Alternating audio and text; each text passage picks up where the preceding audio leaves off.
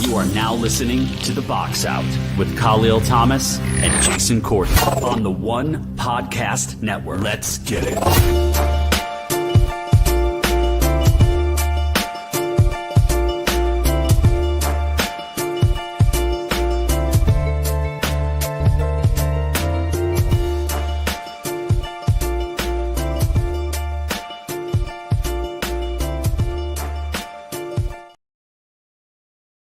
From NJ to BK and the world. I had like a little throat thing. This is The Box Out here on the One Podcast Network. My name is Kahlil Thomas. Joining me in just a few minutes will be Jason Courtney from Brooklyn, New York. And ladies and gentlemen, we're in March. I love March. My birthday's in March. It's a good month. Spring, new beginnings, all that crap. But March is known for college basketball, and we're going to start with college basketball. Our opening tip tonight is March Madness, and it started already, folks. I said last couple weeks ago that I was just going to watch college basketball wall-to-wall, nonstop, leading into the tournament, because I feel like this was the year, this was the season that it would be hard to kind of figure out who would be that top team. And I'm looking at both the men's and the women's side. There's so much parity in men's college basketball, and then women's college basketball went for years where it's just Tennessee and UConn. And that was it. And then South Carolina started dominating, and then Notre Dame won their title off of South Carolina. And now you have a lot of different teams in college basketball that can go and win a title. And I think it's very important that this parity is very, very good. Right? I think some people think that you need to have, one big bad wolf and everybody chasing that wolf. But I feel like at this point in time, you want that one team to have multiple challengers, and you want those challengers to be on the same level as that big bad wolf, right? You want the wolf, you want the Joker, you want the Riddler, you want Mr. Freeze, you want all of them. You don't want just one villain overtaking Gotham. You need all the villains taking over Gotham in order to be successful in a successful comic book series, because I love Batman. But anyway, moving on. Looking at, and locally, obviously, I'm in New Jersey. Jason's in New York. So our eyes are peeled on St. John's, who had a really, really, really big win yesterday at the buzzer to beat Marquette. So the idea, if you look at the bracket, is you want to get on that 2 seed line. The reason being, you stay away from that number 1 seed until the regional final, which is the Elite 8. If you 2 and you do what you have to do to get to the regional final, to get to the Elite 8, you avoid your number 1 seed in that region until then. At this point, and this was, I think it was today. Yeah, it was this morning. Joe Lenardi from ESPN, bracketology expert, has St. John's predicted has a 3 seed. The 2 seed right now goes to Alabama, which I think is really because they beat Auburn last night. Also the buzzer beater. So I think Alabama beating the number 1 team in the country, Auburn, pushed Alabama into the number 1 spot. For St. John's, you almost have to win the Big East tournament this coming week in order to even be considered on that number 2 line. I think that's the idea. The idea is you have to win the whole thing and win the whole Big East in order to get on that line. Without winning the Big East, you're not going to get there and get to that number 2 and stay from that number 1 seed. As I bring in Jason Courtney from Brooklyn, New York. Jay, what's going on, bro? None of my drafts. We're talking St. John's first? Talking St. John's and how important it is that, Alabama beat Auburn last night. So right now, Joe Lenardi has Alabama in that 2 seed spot in the Midwest. If you're Seton Hall, definitely not Seton Hall. If you're St. John's, you definitely don't want to get that 3 because you want to try to avoid that 1 seed. How important is the Big East tournament this weekend at the Garden? I think it's very important. I think this is time to get some clarification from being a 2 to a 3. I think they win the tournament. They'll definitely secure a 2 spot. Probably a few contentions for maybe they'll probably be in the West. I don't think they're going to get the East, and I don't think they're going to get the Midwest. I think they could probably get stacked in the West. But I think it's very important, and not just for them, but there's a lot of bubble teams in the Big East that'll be gunning to get an automatic bid. So I think St. John's definitely going to handle this tournament with some serious urgency for the first time they probably had all season. Yeah, you talk about another team's Big East. You have UConn, who right now is predicted as an 8 seed, which I really think that 8 is the 8 seed is a gift for being back-to-back champions. I feel like they're 100%. not an 8 seed this year, but by any means. If you're looking at UConn, they might be at 11 or a 12. They're definitely not at 8. Marquette is always going to be competition. I think those are the big 3 in the Big East. I think I can give them trouble down the line. I forgot too, and I was looking at the women's brackets and going through stuff today too. Seton Hall women are actually the last 4 out on the women's side, so we might have some local representation if they get lucky. They didn't have a good showing in their Big East tournament this weekend, so we'll see if Seton Hall can do it.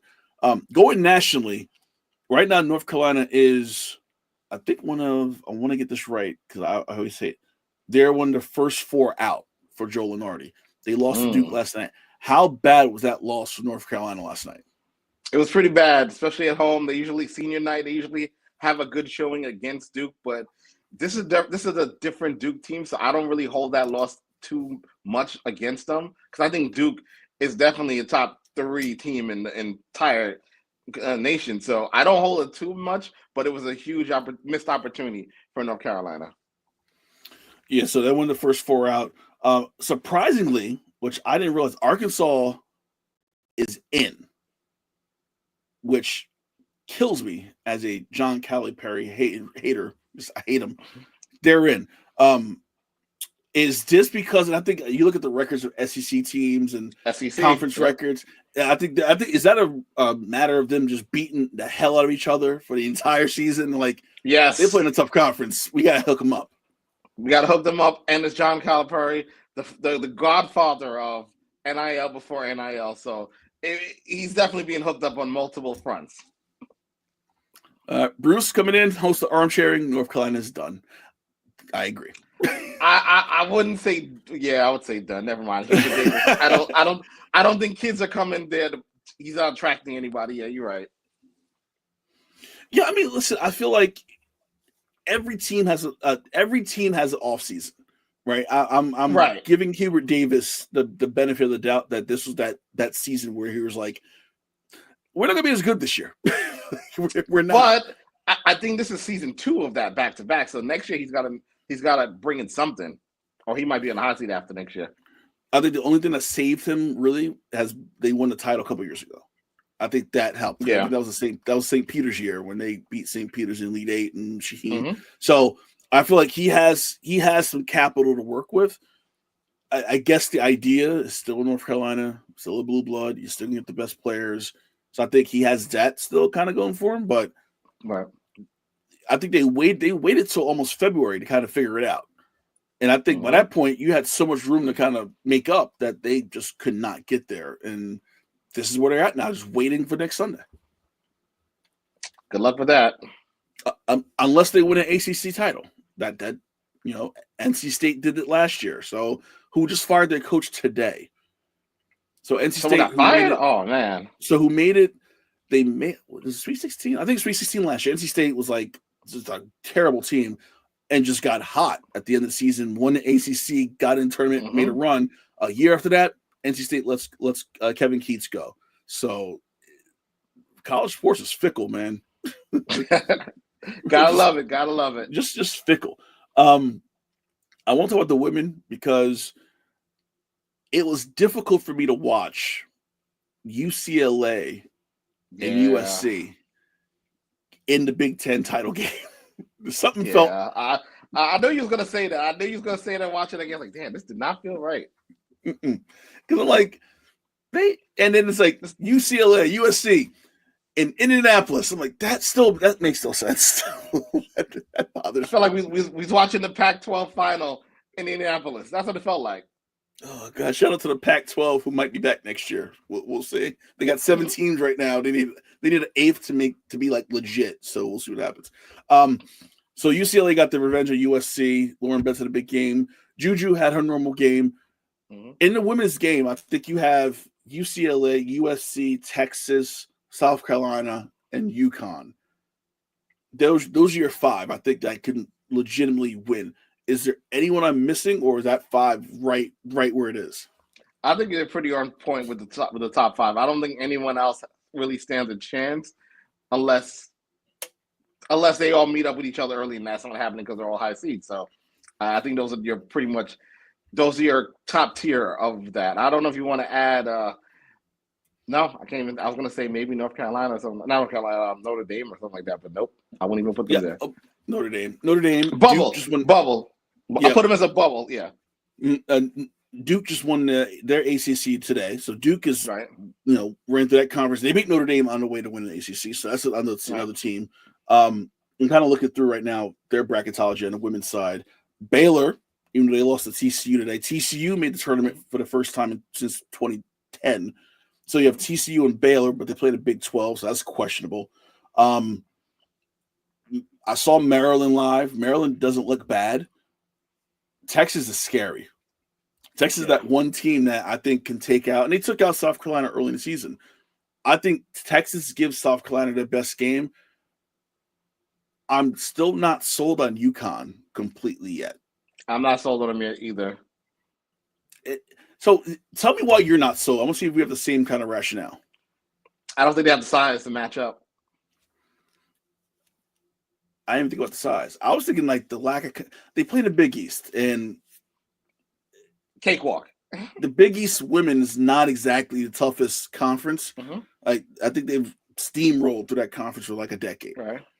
So I feel like – and they beat South Carolina a couple weeks ago, and I don't want to take anything away from that, but I feel like – you're not playing top competition. No, here we go, Bruce.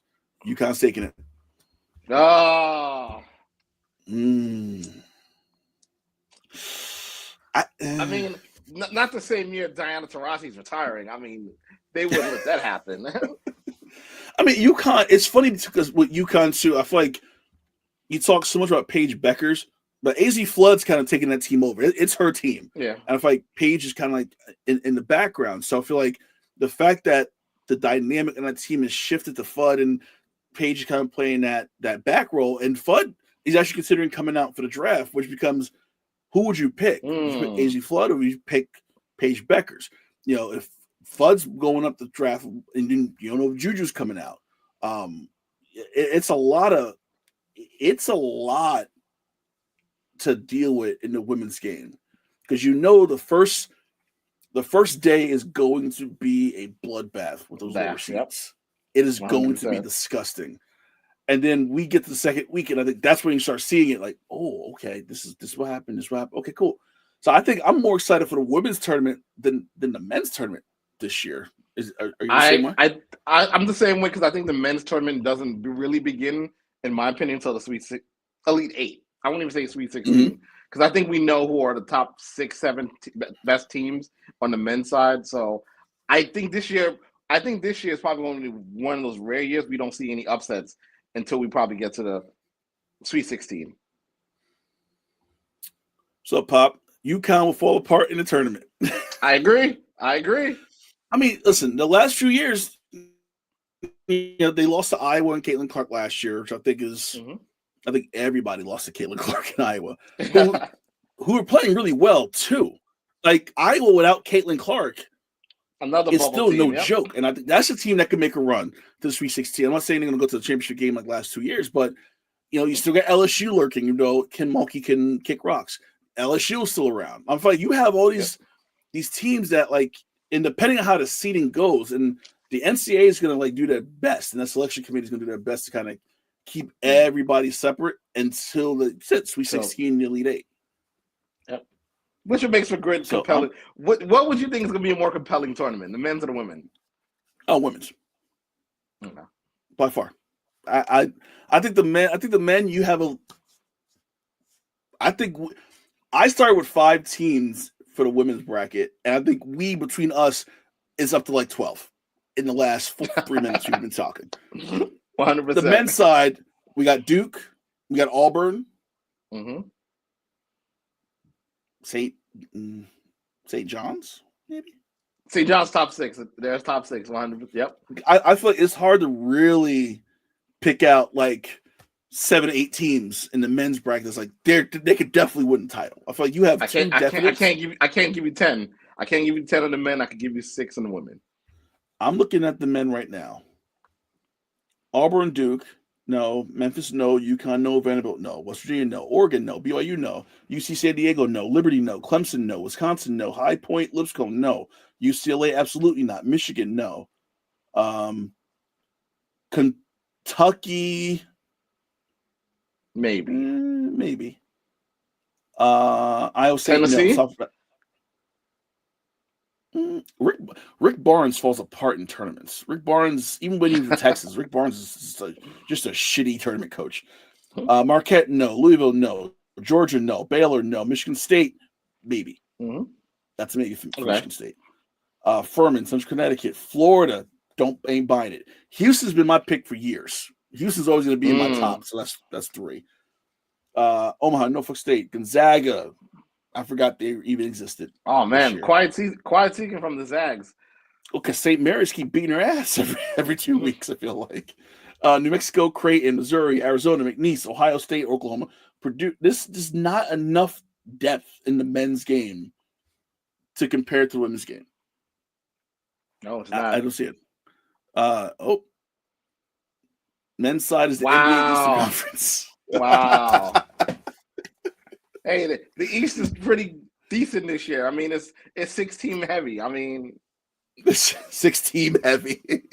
I mean, don't worry about the 7, 8. Don't worry about the play-in tournament. No, we're not paying those teams anymore. Very, very deep in the 6 seed. I do want to talk a team that's not in the tournament. I wrote an article that's going to be posted at 11 tonight. Rutgers, they finished 15-16. They got Dylan Harper. They got Ace Bailey. Didn't work out. My article pretty much is saying how Rutgers, and I think other teams in college, they sacrificed their growth for the instant gratification of, we got 2 blue chippers who wants to come to our school, and some NIL money probably thrown in. All right. Let's go grab them. Where the right answer might have been, do we really need them for what we're building? Like, are they going to make us instant contenders? Probably not, because they're staying here for a year and they're ducking. Would it have made more sense for Rutgers to maybe not either?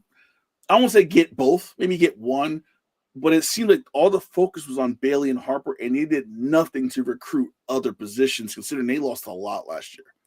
Yeah, I would say it was probably better off to get one, because I thought Rutgers would have taken the ascension, kind of like what St. John's did from last year to this year. But yeah, I think that was one of those. I get why they swang for the fences and got the 2 guys, but in a competitive new Big Ten, they should have went about it a little differently. Yeah, and they didn't make the playoffs last year. They made the playoffs, the tournament last year, or the year before. I think they did. Year before that, yeah. Yeah, Pikel's built something down in, I can't say South Jersey, I guess Central Jersey. And I feel like bringing it, yeah, really has a North Jersey guy. There's no Central. It's north to south. Once you go over that big bridge, you're south at that point. This Central doesn't exist. And I went to school in Central, and I'm like, this is south. I feel like you knew there were one and dones, and Rutgers is not a one and done school. They've never been a one and done school, so you're kind of taking them out of their element to the point where it was a detriment, because I saw them live against Princeton. They lost to Princeton at Prudential, and Harper had 17 points first half, and then went dead in the second half. Ace Bailey was non-existent, and when those 2 weren't playing well, the other team, the rest of the team wasn't doing anything, because they were dependent on Dylan Harper and Ace Bailey to score 25, 30 points. They did such a bad job bringing people in. I think the only major transfer they brought in was Zach Martini, who came from Princeton. So you're not talking about someone coming from Duke. He came from Princeton. I think they pushed their chips to the table and they lost. And I feel like it really set them back like 2 years. Instead of getting some recruits saying, these are our guys, they're going to be here 4 years, we can build and keep the build going. The build just stopped, and now you're now what? And you got to hope your 4 recruits coming in next year, before we get to the transfer portal, can actually, 1, stay, and 2, succeed quick. Yeah, it's gonna be a process. But do you think they're further down? Do you think who do you think is gonna rebuild faster, them or Seton Hall? See, I don't know, because you look at Harper and Bailey, and the team sucked. So are those top 5 recruits going to want to come to Rutgers after seeing how Harper and Bailey didn't work? And the fans, I think they had not today's game, but the last game the other night, fans were screaming no more one and dones. Like the fans, I think the fans realized like, yo, this didn't work. Like we had guys, Ron Harper Jr. was there for 5 years. Like, the guys just stayed. So you built something over time, and then the end result was they made the tournament for the first time in like 25 years. You kind of trying to do this quick on the fly thing like you John Calipari, and you're not. Right. And you screwed yourself up. I think Seton Hall, Shaheen's a good recruiter. I think what screwed him was Kadari Richmond transferring over to St. John's. And I think that was something that he wasn't expecting. So once he left and he had other guys who graduated, that was really Kevin Willage guys. Right. He had to start from scratch. And I think Shaheen can recruit, and Peichel could too, but I think this really hurt Rutgers long term. I agree.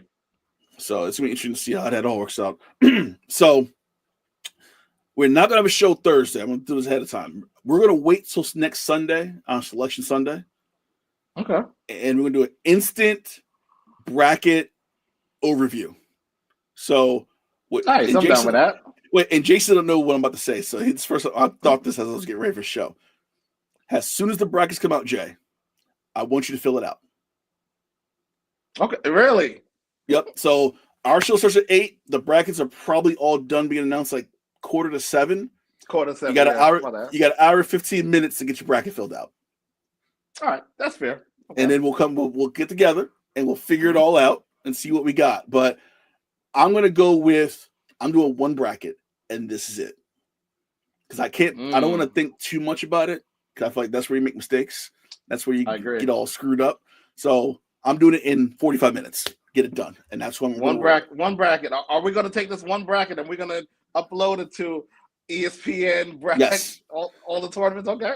We're gonna upload it and lose the first weekend because that's always happens anyway. I don't know, man. I think we might get all chalk the first weekend. I mean, it really happens. I got to see how it all plays out. Yeah, I'm looking again. I mean, looking at the conference breakdown for what Lenardi has, 13 SEC teams, 10 Big 10 teams, 8 Big 12 teams, 5. It is going to be chalk because these teams are going to steamroll Central Connecticut State from the NEC or whoever they get put in front of. So I can kind of see nothing really changing and everything being pretty standard. So that's what we're doing next Sunday. So no show Thursday. We'll be back next Sunday and Selection Sunday. And we're doing both the men's and women, right? See, the women's get announced during our show, so we can't do both. I think what we'll probably do is we'll do the men's Sunday, and then Thursday, our normal night, we'll do the women's. I think the women's tournament starts that Friday. Yes, they always start. Yeah, yep. So that's what we'll do. So we'll put more thought into the women's bracket, not the men's bracket, because that's the one that matters. that's what we'll do. Moving to the NBA, Jalen Brunson, he's out for a couple weeks, but fear no. PJ Turner, 10-day contract signed by the Knicks. Let's go. PJ Turner. Okay. PJ Tucker. I said Turner. Okay, PJ Tucker. How does Brunson not playing affect us? Because that's the question now.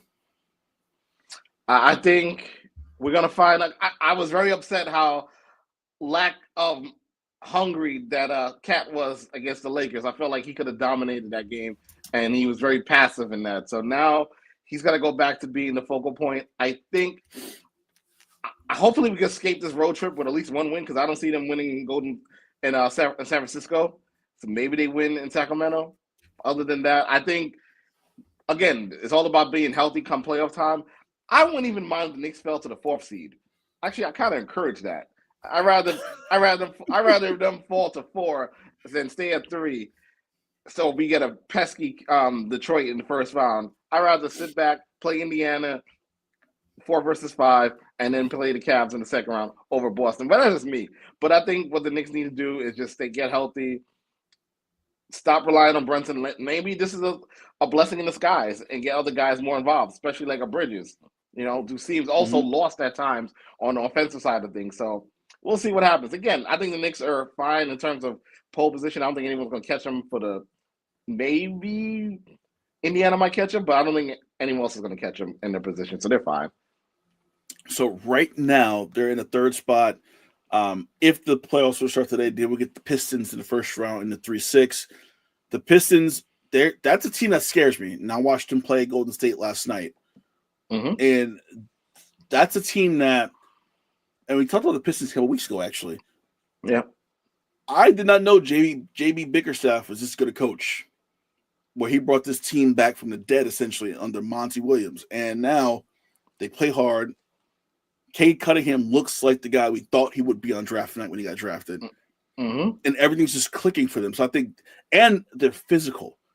And with the Knicks, when you only really have Mitchell Robinson, Cat's not physical. You bring in PJ Tucker because you need some muscle, and that's all he's there for, is just to pest and like push, essentially. If you play the Pistons, you're gonna get bodied. My concern is, can the Knicks withstand being bodied, and can they push back?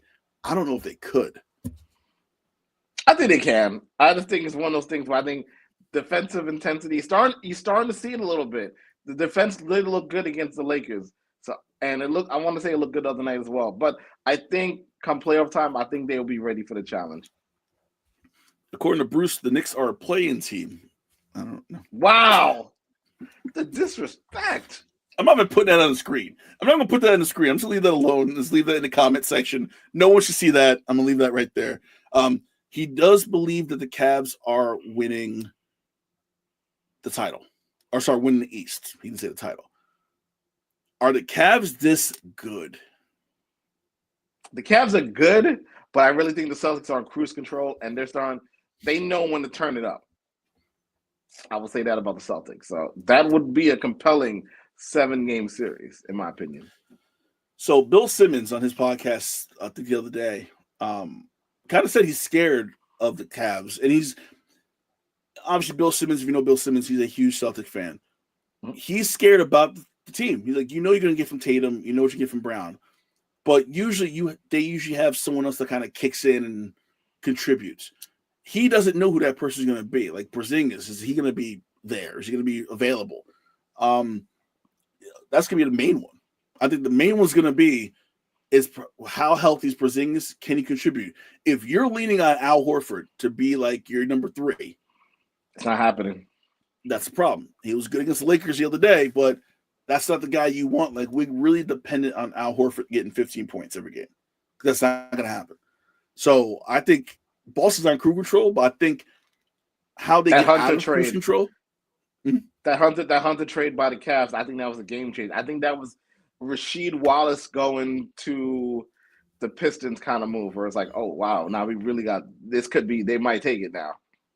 And he's a shooter, and he has length, which I think with the Knicks bringing in Mikal Bridges, they got Bridges literally to put him and OG on Tatum and Brown. And that was a move to counter those two. And I think the Cavs, like, if we get him, that's another part, because you still got, Donovan Mitchell. You still got the 2 bigs, and now you got Hunter who can shoot and play defense. So I think the Cavs was kind of smart in doing that too. Them going to the 4 is scary because the 4 is Milwaukee and Indiana. I'm not afraid of Milwaukee at all against the Knicks. Milwaukee's not scared me one bit. Indiana's the team that scares me. Yeah. I still have PTSD from last year. So I want no part of Indiana at all, if possible, this year. I know we usually talk wrestling towards the end. So they said there's 3 NBA players that are in 2K25, but they won't say who they are. I'm assuming one of them is on from Indiana. Oh, definitely. Wait, Brunson, Halliburton? I can't think who the third would be. Yeah, who would be the third one? Giannis? I feel like Giannis is more of an AEW guy. In fact, whenever AEW's in Milwaukee, he's there. And Tony Khan loves him. So I don't know. Did you get the game, by the way? I got the game. How is it? It's pretty good. It's better than the last 2. Here's my issue with the game. They have to stop releasing it every year. Well, that's every sport game. Yeah, for wrestling especially, they have to go every other year. You can constantly add people in all the time. Like, AEW is still throwing guys into their game, and their game was not great at all. But they weren't going to do a yearly release anyway. I A wrestling game, you don't need to release it every single year. I feel like Just have Madden, updates. Madden, like college football, NBA, you have to release those games every year because things happen, and I think that if you updated those games every year, NBA 2K updates are like 90 gigs. I don't know what it would be for an entire season to like reset everything, but I think I'm sketchy about that game. Plus, I was hearing the island didn't work really well or something like that. I haven't even tried that part yet. Oh, I haven't even tried that yet. Okay, and I keep seeing cutscenes from My Rise. I'm like, I gotta stop watching these in case I do get the game. Because the storyline in My Rise is a lot better than some of the shit I'm seeing on SmackDown right now. So I'm like, I'm curious. I'm very interested. Where are we going with this? So we'll talk about that later. Next topic. Nikola Jokic, first a triple double. All right, 30, 20, and 20. I think we have to have the conversation now about Nikola Jokic. Is he the best center in NBA history? So I think we have to really start looking. I think we have to really start looking at this and go, okay, where does he sit in the pantheon of centers? Because I feel like I have a friend of mine who just can't stand him. Like he's out of shape and he doesn't look like a ball player, but he can probably bust your ass if you go one-on-one with him.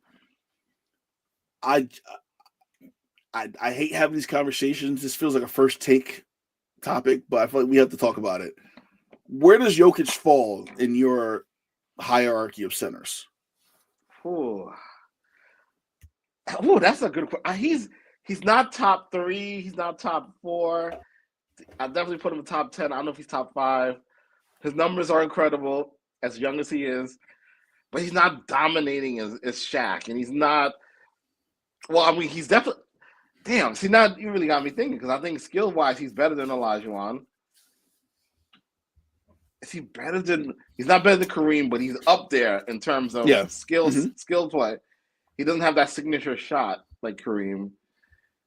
How old is he again? Because his age got to play a factor in this too. He is. Let me go back because I'm on Basketball Reference. Nikola Jokic is 30 years old. Man, that's a grown man 30 right there. And just turned 30 last month. Okay, so I would say he's top 10 centers. I wouldn't put him top 5 yet, but he has a chance to be there if he keeps this ratio going within the next 2 seasons. I would say best European player, best foreign player for sure. Oh yeah.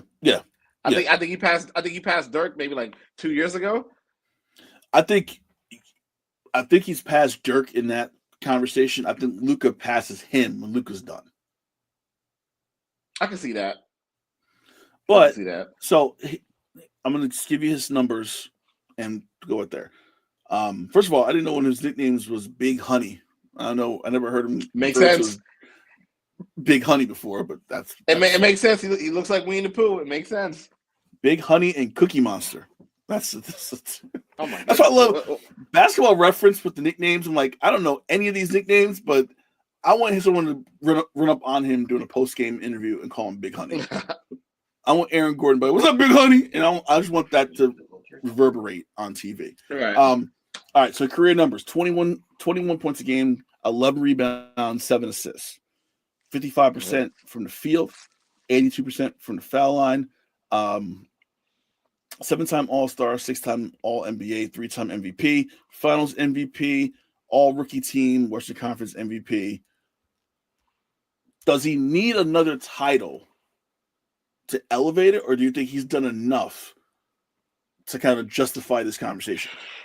I think he definitely needs another title. One is not going to do it. I think he needs another title, and I think he has enough MVPs on his belt, even though he's still considered a favorite this year for another MVP. But I definitely think he needs more titles before we declare him one of the best centers ever.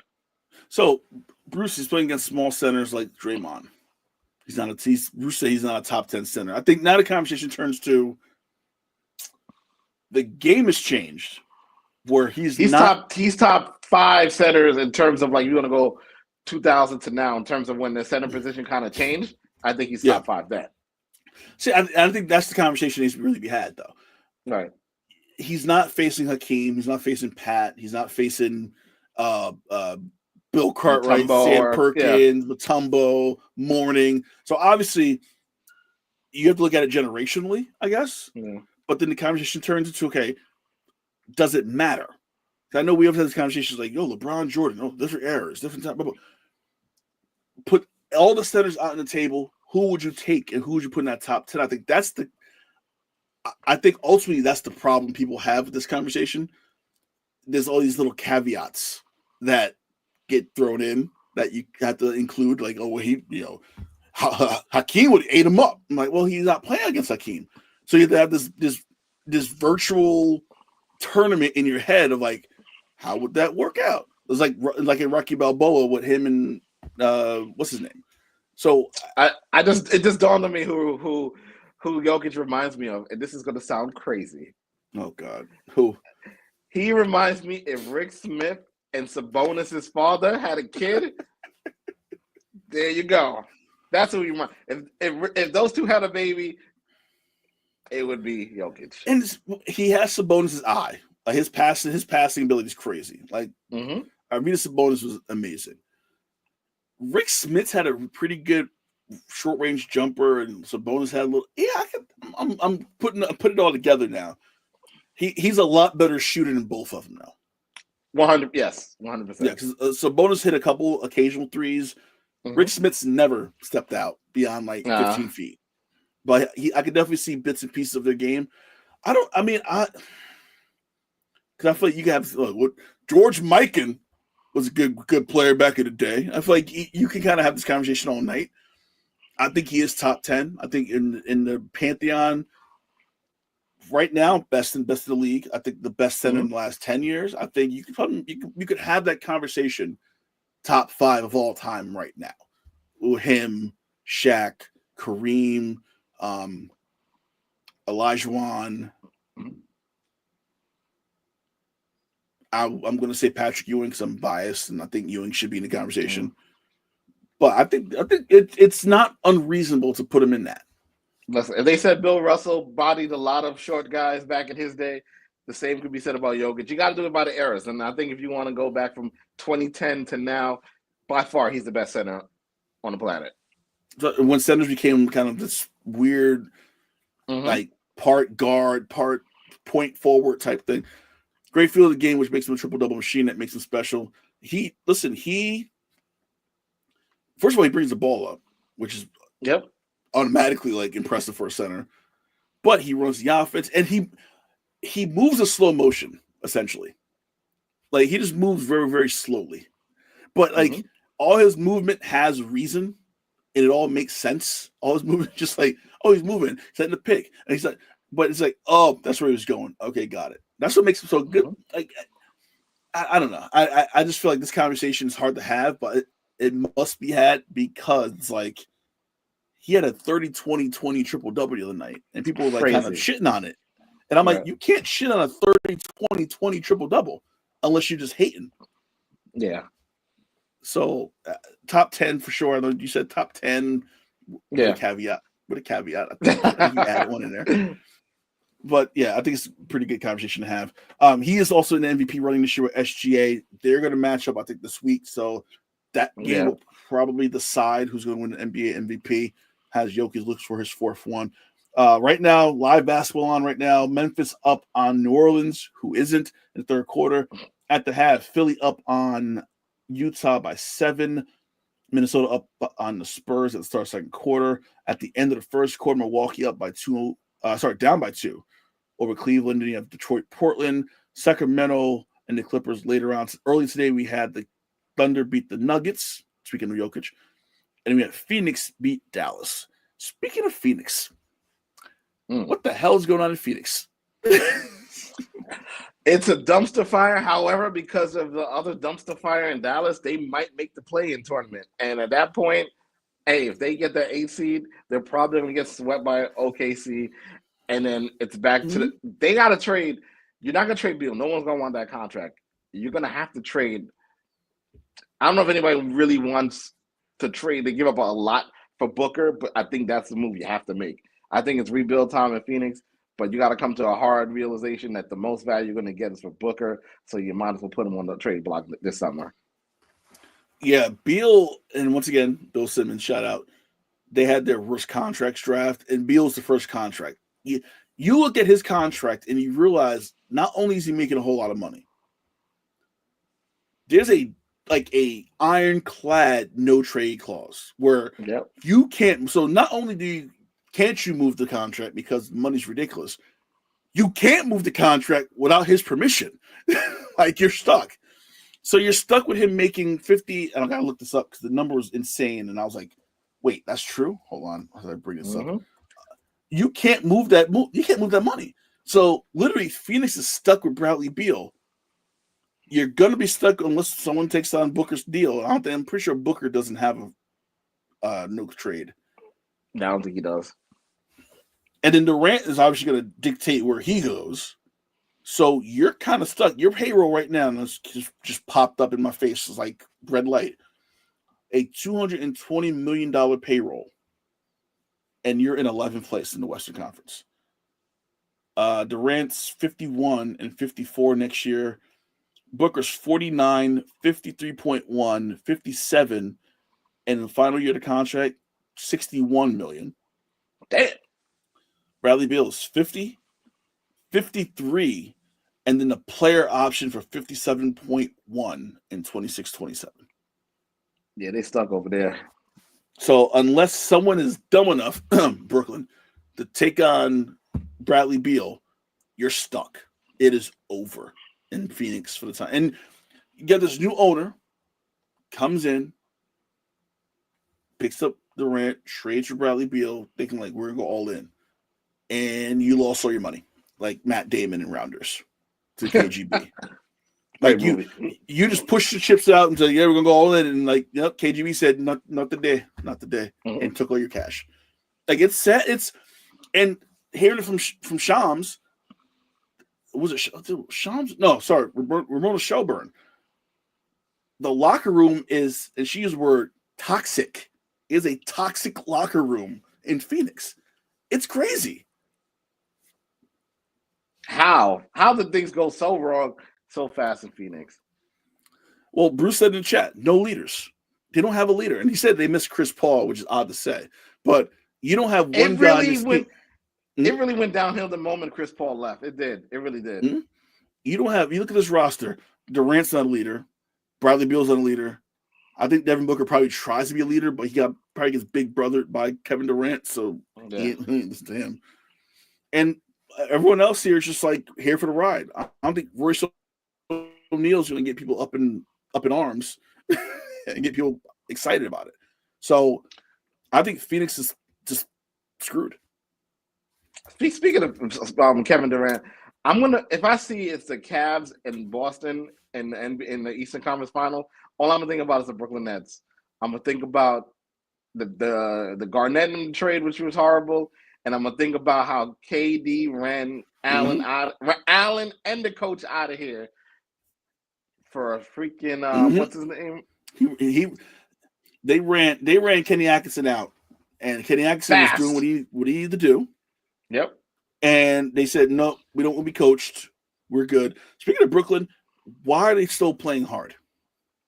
I know they lost. I think they lost like 8 in a row. But can we slow it down? Can we stop now? I think they are stopping. I think now it's like, hey, Cam, sit back, relax, don't worry about it. Go chill. You're 4.5 games out from the 10 spot right now. Like, you're blowing Cooper Flag for no other team in the NBA needs Cooper Flag more than the Brooklyn Nets, and they're blowing it. Are you sure Dallas doesn't need him? Because I feel like Dallas is making a strong case right now. Like, hey. Listen, Dallas. I don't want to say nothing bad about Dallas because I actually kind of feel bad for Dallas right now. I actually kind of feel not for Nico Harrison because he's an idiot, but I feel bad for the fans. I feel bad for those players because, like, so you traded Luka. Okay, we got AD. That was crazy. AD won a title. We getting a championship player. Okay, cool. First 3 quarters, first game, dominate. Fourth quarter, out for 2 months. Like, shit. Kyrie tears his ACL. What are we doing? I feel bad for those players. And now they're like, now what? What do we do?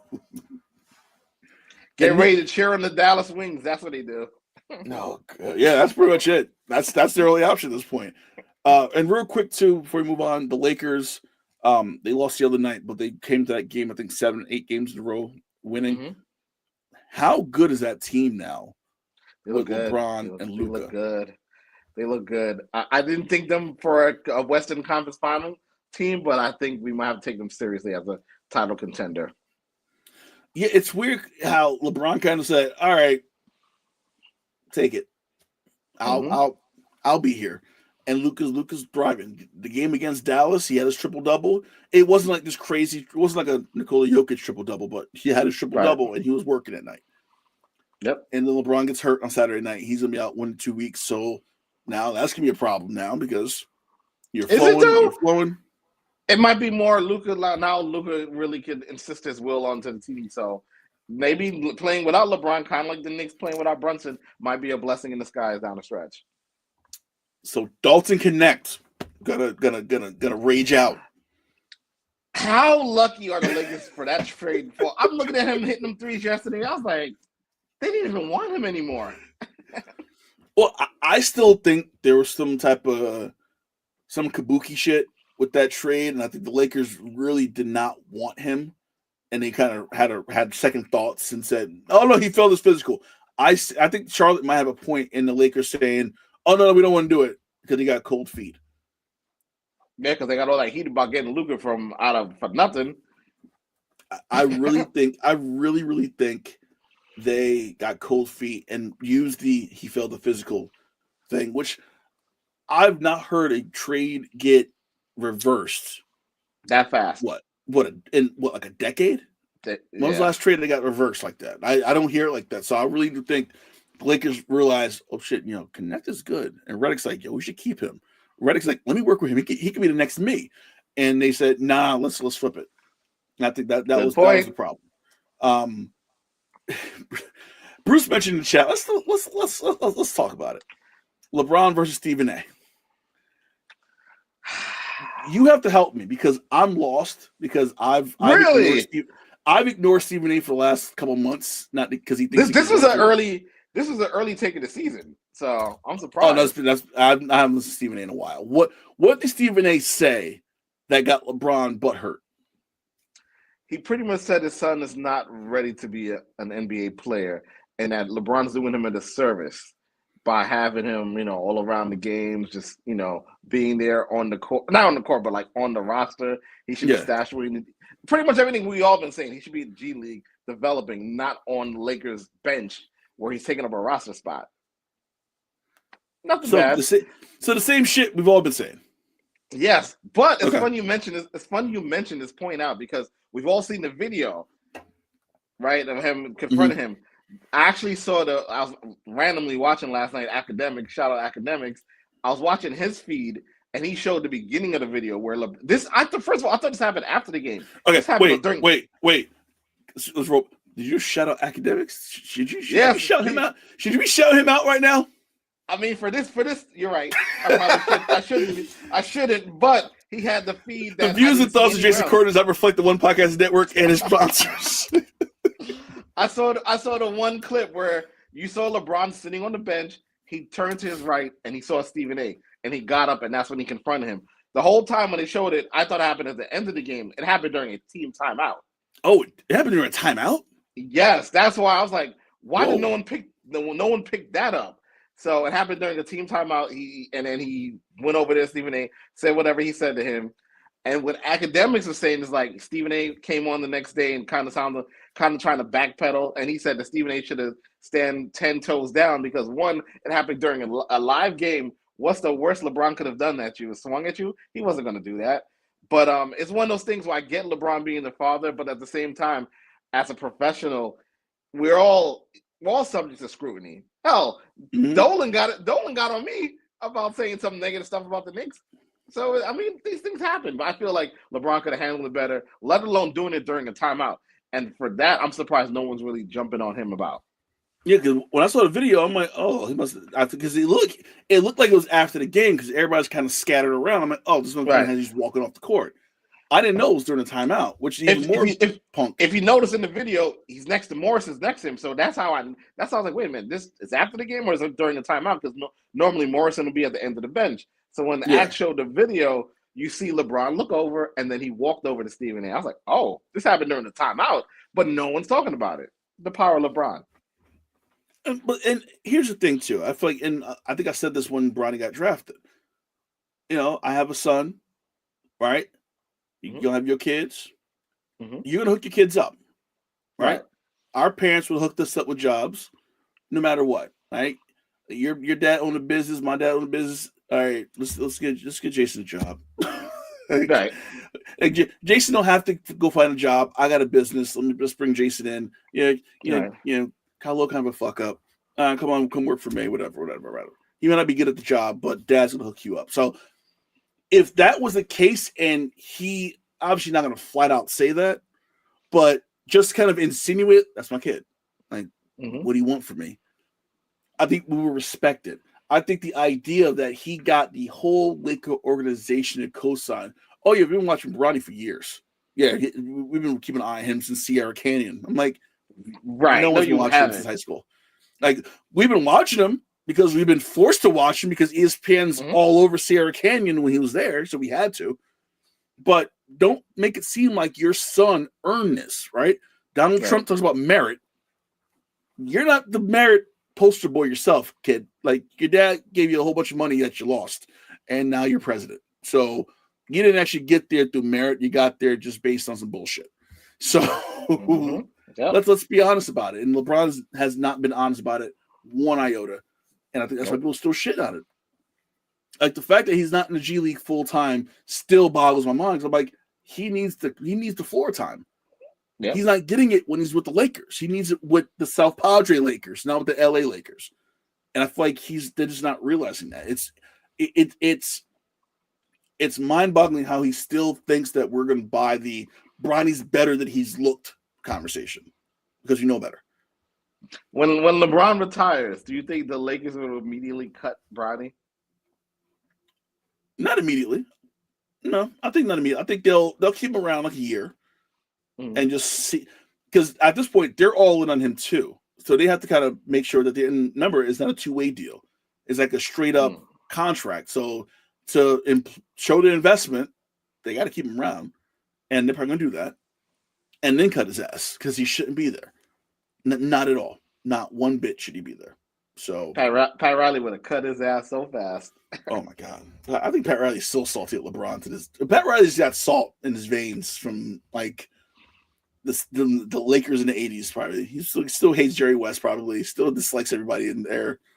Who do you think he hates? Who do you think hates more, LeBron or Jimmy right now? Oh, Jimmy by far. Jimmy's successful. Jimmy's so successful now that he's made Steph Curry age backwards like 10 years. Yeah, it's crazy. Like Steph, and Steph looks happy. That's the key. He looked exhausted and unhappy. Jimmy got there. Steph looks like he's enjoying every part of his life right now. Draymond too. Draymond too. Draymond too. Draymond hit another dog. Draymond hit that 3 to beat Detroit, and he was very happy about it. And then Isaiah Stewart fucking with Steph Curry. It's a whole other conversation because I'm like, who are you? You know, Steph is like, Cade Cunningham can't come at me. You Isaiah Stewart, the 8th center on the team. Like, come on. Before we leave, we got to talk about last weekend. Did we talk? No, Elimination Chamber. We didn't talk about that yet, right? No. We didn't talk about Cena heel turn. So this man caused an international incident with the throat slit. It was well done. It was Cena was in the ring way too long, so I knew something was about to happen. I knew he was going to turn heel. I had a feeling like leading up to Mania and the desperation of winning that 17th title, blah, blah, blah. So you sold to the devil. Yep. I knew going in, I'm like, he's going to turn heel at some point during this road to Mania. I didn't think it would be that night, but when it happened, like it makes sense. So what were your thoughts? I was like, well, it's long overdue. I mean, Vince is probably kicking and screaming right now, like, all that merch sales gone, which I think would be the total opposite if he comes up with some new gear. Allegedly, Travis Scott is working on the remix. Yeah. They're all in on heel Cena. So we'll see what happens. But I'm looking forward to this road to WrestleMania. Shout out, they're going to be at the Garden tomorrow. I'm actually more excited about NXT versus TNA at the theater on Tuesday. That's going to be a good show to probably watch on the CW. But I'm pretty sure you're excited about AEW tonight. I am. I'm not. I'm on an austerity thing in my house where I can't order any pay-per-views for a while. So I gotta just wait. See, here's the thing. I want to like be one of those guys that illegally download it, but if you need some sites, I'll let you know. But I feel bad about. I don't know why I feel bad about doing that shit. I feel really bad about. To Tony Khan, I would not feel bad about doing it. I feel bad. Like, literally, I bought every AEW pay-per-view for the first 3.5 years of its existence. But that was also when they had like 3 or 4 a year. So it wasn't like crazy. Right. Now they're literally going 9 or 10 a year, and I'm like, shit, I can't afford this. It's adding up. But so I'm like, do I do it? I'm like, I feel like I'm stealing money from, Adam Copeland and MJF. So the hell with that. Illegally pirate. But what they really need to do is they need to get a board where like somebody's showing it, like Max, somebody. That's the deal they need to work on. Well, they said they had their media scrum before the show tonight, and they said Max is working on the technology. They don't have the technology to really do it on Max. Okay. So if you notice when they show sporting events on Max, it's usually shown on TNT or TBS, and they just show that on Max live. They don't have the actual capability to show a show live, like strictly on Max, which I'm like, really? Well, it makes sense. They announced Prime, but Prime is like a pay-per-view. You got to pay for it. That sucks. It should have been part of Prime. Yeah. So I'm waiting. I'm picking my spots. I thought maybe March is my birthday month. But I was like, nah, let me wait till Double or Nothing in May, which is like their big show. I think that's their mania. So you got to do that, and you got to do the May and September shows. You definitely got to do. Yeah. That's what is it? The All Out. All Out. Yeah. Usually the I don't think they're doing. Yeah, they're doing Wembley again. So I usually do the Wembley show. I usually order the Wembley show because that's usually a big deal. Double or Nothing, and then All In. No, All Out is England. All In is one of those two. I can't remember which one's England, which one's Chicago, whatever. But TNA's doing UBS, which I'm like, what?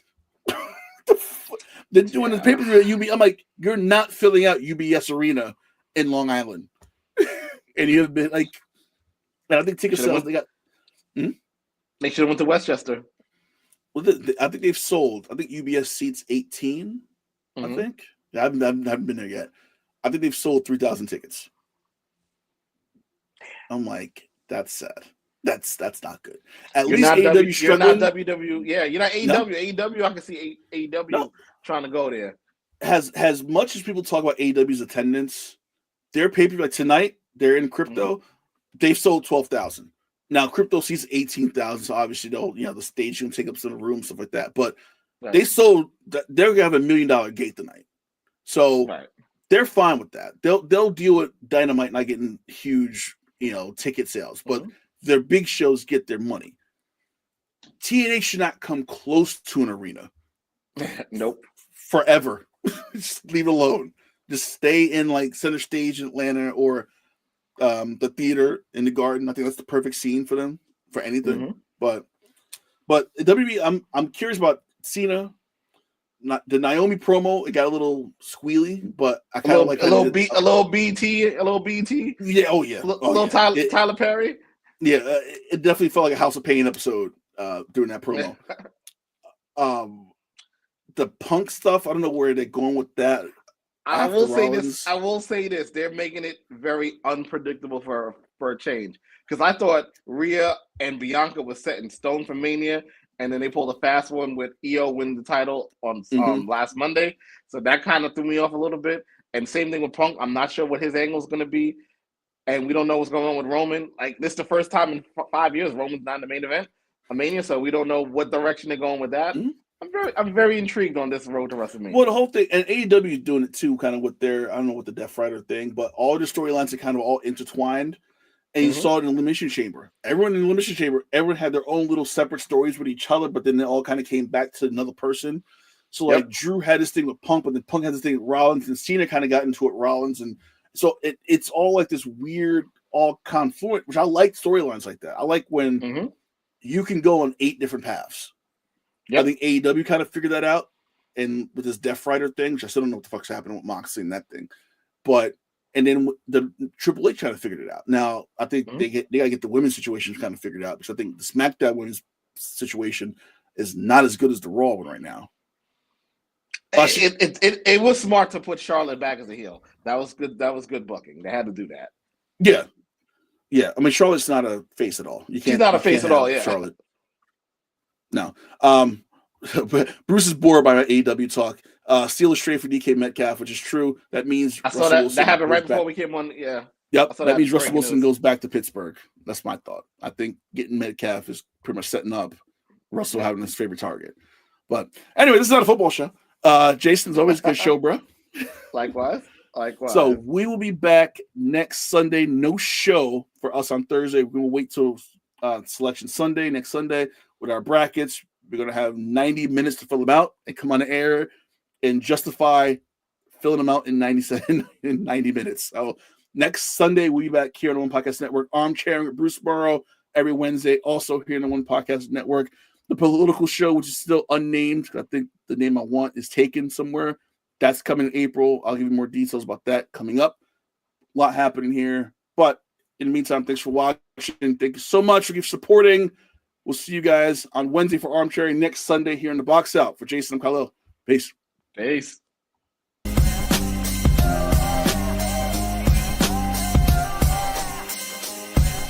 This has been The Box Out with Kahlil Thomas and Jason Kortner. Subscribe now for the best tri-state area basketball talk.